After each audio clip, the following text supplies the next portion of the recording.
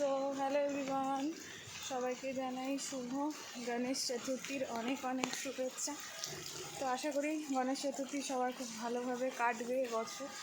আর আমার খুব মনটা খারাপ এ কারণ বিয়ের পর থেকে, বিয়ের আগেও গণেশ পুজো করতাম, আর যেহেতু আমার শ্বশুরবাড়িতে গণেশ রয়েছে, মানে পেতলের গণেশ রয়েছে, যারা আমার ডেইলি ব্লগ ফলো করতে আগে তারা জানি, সেই কারণে এখন এবছর বাড়িতে ঠাকুর রয়েছে, পুজো করতে পারলাম না।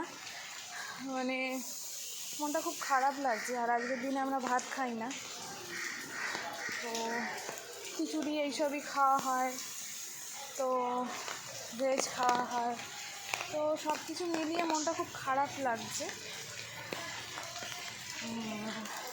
মানে বাড়ির ঠাকুর পুজো পেলো না, এটাতেই মনটা খারাপ লাগছে। আর আজকে আমার দাদার বাড়িতে গণেশ পুজো হয়, এখন বৃষ্টি নেমেছে, জানি না যেতে পারবো কি না। আর ওদিকে চিন্তিতও রয়েছি। আর সকাল সকাল একটা বাজে খবরও পেয়েছি, বড়মশাইয়ের সাথে যে কাজ করতো আগের অফিসে, তার রোড অ্যাক্সিডেন্ট হয়েছে। তো এইসব নিয়ে গণেশ চতুর্থী শুরু। আশা করি গণপতি বাপ্পা মরিয়া সবাইকে ভালো রাখবে, হাজার বিপদের মধ্যে থেকেও যাতে সবাই ভালো থাকে, এইটাই, দুটো খেয়ে পড়ে বাঁচতে পারে, এটাই বলবো। আর সব খারাপ লাগারগুলোর মাঝে আরেকটা খারাপ লাগা হচ্ছে, মা নেই এবছর।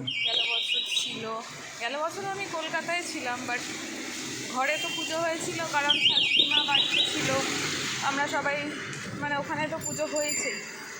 তো সব কিছু মিলিয়ে কী বলতো, কী বলতে চাই কী বলবো না। আর আজকাল মা চলে যাওয়ার পর থেকে না আমার ওই ঝাঁকানাকা করে ব্লগটা করতেও ইচ্ছে করে না, কেন জানি না। একটা কিছু মানে কি বলবো, এত বড় একটা ধাক্কা পেয়েছি, ওটাকে রিকভারি করতে এখনও পাচ্ছি না, কিন্তু চলতে হচ্ছে, বুঝতে পারছো। সবাই ভালো।